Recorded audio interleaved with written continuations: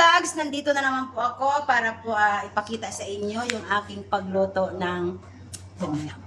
Isa po yan sa mga specialty ko kasi po, di ba sinabi ko dati na sa aking mga previous na vlogs na chef po ako.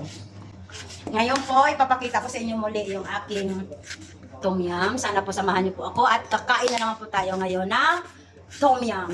Yan po yung ating mga sangkap sa tom yum. Tom yum.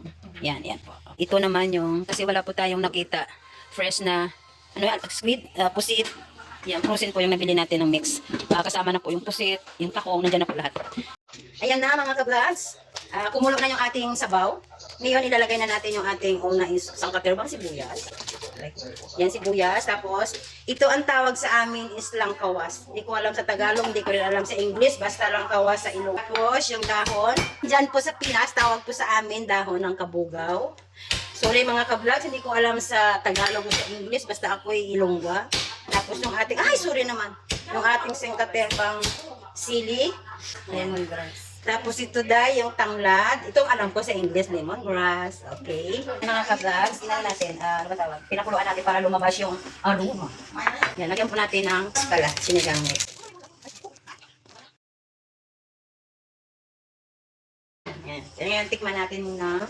Ang sarap na. Ngayon, ito na po. Okay na lahat. Ang ilalagay na po natin yung ating seafoods. Ito po, ayan. Mahal po ang crabs, kaya pinatutukan po natin. Pitipitipit lang tayo. Yan ang ating crabs. Crabs mo natin. Nilagay na po natin yung crabs. Ang susunod po yung ating another seafoods. Yung ating pong shrimp, mamaya na po yan. Kasi madali po yung maluto. Yan. Ngayon, pakuluan po natin ulit para lalo pong lumabas yung aroma. Okay.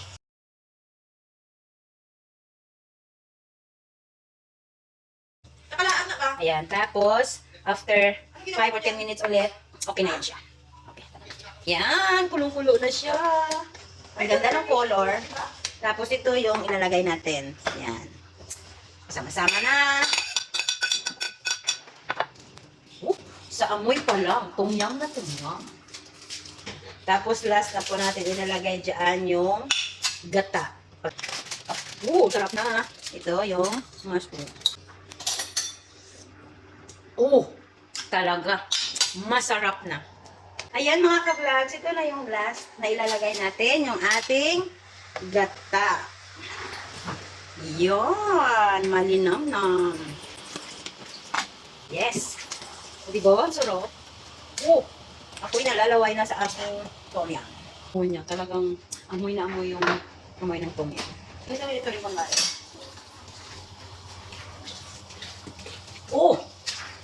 may angang ba? Ang sarap. Ayan mga ka-vlogs. Ready na yung ating tom yum. Diba? Ang sarap na. Sa color pa lang. Alam mo kung anong nagpapasarap dito mga ka-vlogs, yung ating gata. Malinam-nam. Ayan, kakain na tayo. Ayan na. Ito na yung ating tom yum. Ipapakita ko po sa inyo, mga ka. Ayan.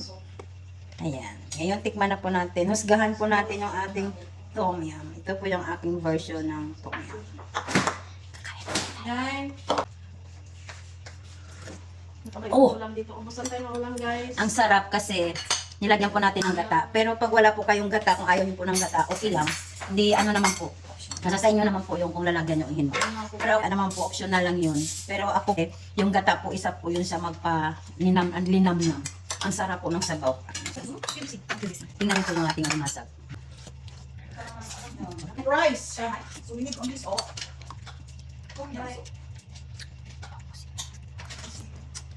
Bagay. Pero nang may sili. Tingnan yung guys. Tingnan mo ka-vlogs. Aligi ng Oh wow! Hindi ko natabaw kain tayo. talaga naman.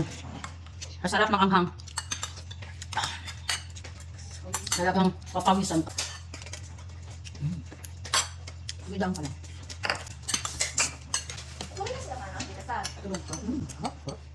Pinakaroon sila ng tulog, ha? Kwarto. Ngayon, nalipat lang sa tulog. Binain lang ko. Yan yung bahay. Kasama ko na ba? Sarap talaga. Ayan. Napapawis na po ako kasi maanghang. Sarap, di ba? Maanghang. maninamnam. Ang sarap ng aking tom yum. Yan po guys, salamat po. Thank you so much sa pagsama muli sa aking pagluluto ng inyong chef. Ayan, tapos na po. Busog na po ako, pinuwisan na po ako dahil sa anghang. Maraming salamat po sa patuloy niyo pong panonood ng aking videos. Thank you po at sana po huwag niyo kalimutan mag-subscribe, mag-like. Maraming salamat po muli. Bye-bye po. Thank you so much.